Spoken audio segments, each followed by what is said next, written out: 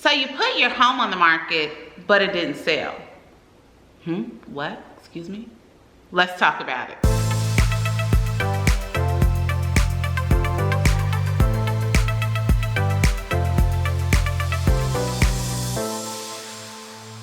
Hey everybody, it's Rosemary Lewis, your educator agent with eXp Realty. And y'all, today we are going to talk about a few reasons why your home may not have sold when you put it on the market. But before we hop into it, go ahead and subscribe to my channel. That way we can stay connected, and every time I post a video, you will know about it, okay? Let's get into it. So I know one of the most frustrating things for sellers is when you finally take the leap and put your home on the market, and you have endured showings, you have worked with your real estate agent, and at the end of the listing agreement, the home did not sell. So I'm going to share with you a couple of reasons that your home might not have sold so that you can correct it the next time you put your house on the market. Reason number one, the marketing.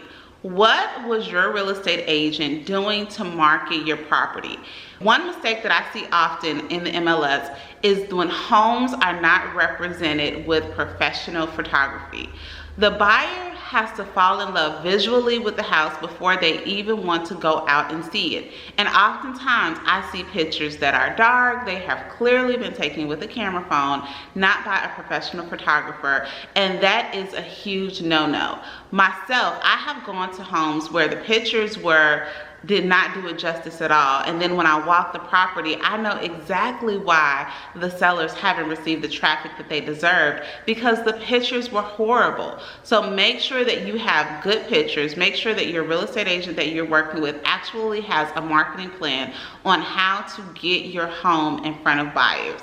But the biggest thing is that it has to be visually appealing. Dark pictures, cluttered backgrounds, all of those things are so distracting, and that will cause a buyer to go right past your home on a search and never actually walk in the door. So make sure that your pictures are good. Another reason that your home might not sell is access to the property. Now, what do I mean by that?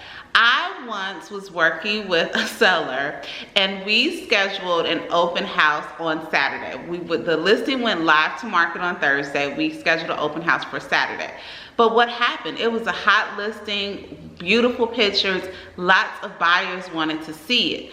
Well, my seller, they were thinking, well, everyone will just come to the open house, so they denied every appointment on Thursday and Friday.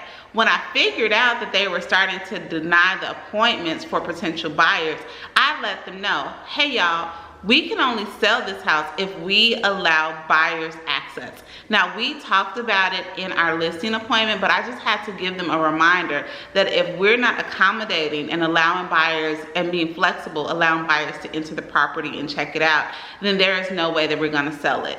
And I do understand that when you are listing a home, it can be a little bit of an inconvenience, especially in the first few days or weeks that the home is on the market, because potential buyers want to come at different times. A lot of times they can't come to the property into your home until they're off of work, which might be your dinner time, bad time for your littles. I get it. It's an inconvenience, but sometimes we have to inconvenience ourselves to get to the goal. So make sure that you as the seller are flexible in allowing access to the property. And if there are any restrictions, have your agent put that in the MLS early so that anyone scheduling an appointment will already be aware of your restrictions. But I would limit the restrictions as much as possible to give clear access to the property. Okay, here's a big one, and I did a whole other video about this that I'll tag somewhere. Cleanliness of the property. When you are showing your home, it has to be spotless. I cannot tell you how many times that I have been to show a home to a client, and we go look in the bathroom and there are little hairs around, or it's just kind of just a little drive-by cleaning. You have to present your property in the best light. And if the home is not spotless clean for potential buyers who are coming to look at it, that is a sign that the property has been neglected. So just make sure that you take extra special care and clean your home well before you show it. And let me give you an extra tip. Here's for free. You ready for this one?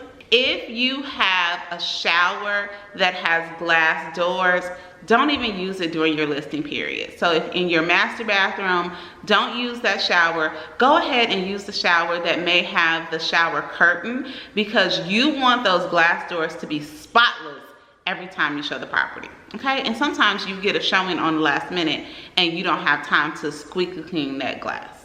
That was for free. Here's another one. The property may appear or show a little dated. So just make sure that when you're talking to your real estate agent and you're talking about your marketing plan, I want you to walk through your house and think about it like a buyer would. If you have a lot of colors on walls, some of the heavier, more robust colors, they are not trending as much right now. So you just might want to think about what are some small cosmetic changes that I can make to the property that will brighten it up and make it look not as dated for the potential buyer. Here's another big one.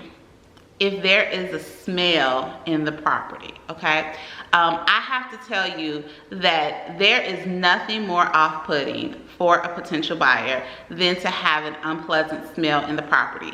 And here's the thing. You, as the property owner, you may be used to certain smells in your home and it doesn't bother you, but for someone who isn't used to that smell, it can pose a really big problem. For instance, if you have a pet, if you have a litter, the litter box that you have for your cat, go ahead and put that outside. Refrain from cooking like very fragrant foods while you are in the listing process, because for someone who has an aversion to curry or to fried foods or something like that, if they walk into your home and they have that strong smell, for someone who's not used to that, it will hit them at the door and then they will walk out the door. So just make sure that your home smells very, very pleasant. Go ahead.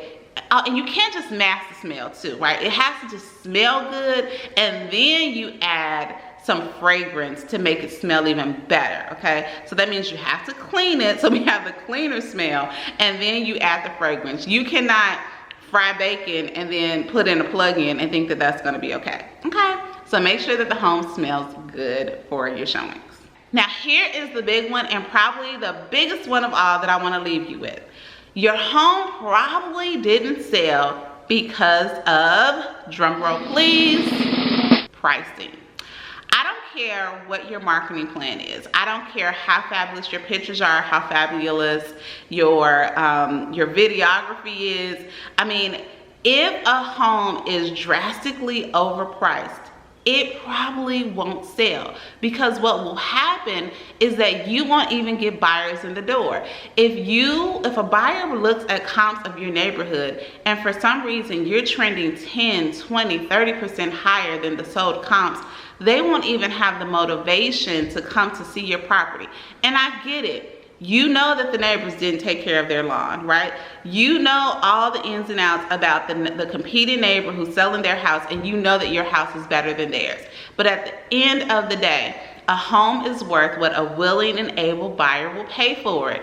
And 9 times out of 10, to get the buyers in the door to your property, you have to be competitively priced based on the other homes that have sold in your area. So make sure that you pay close attention and you have a really good conversation with your real estate agent about what comparable homes are selling for, because you don't want to just gain a whole lot of marketing time for your beautiful, beautiful home because it's overpriced. Because what will happen is the longer it sits on the market, then someone is going to think that they can really come in and lowball you, and you won't get that number that you probably would have been able to get if you would have marketed it or priced it correctly the first time. If you have made it to the end of this video and you are not subscribed to my channel, what are you doing with your life? Go ahead and subscribe and click the bell so that you're notified every time I post a video. And if you're in the Dallas-Fort Worth area, ever want to just talk real estate, if you're interested in buying or selling a home, my information is in the description box below. Bye.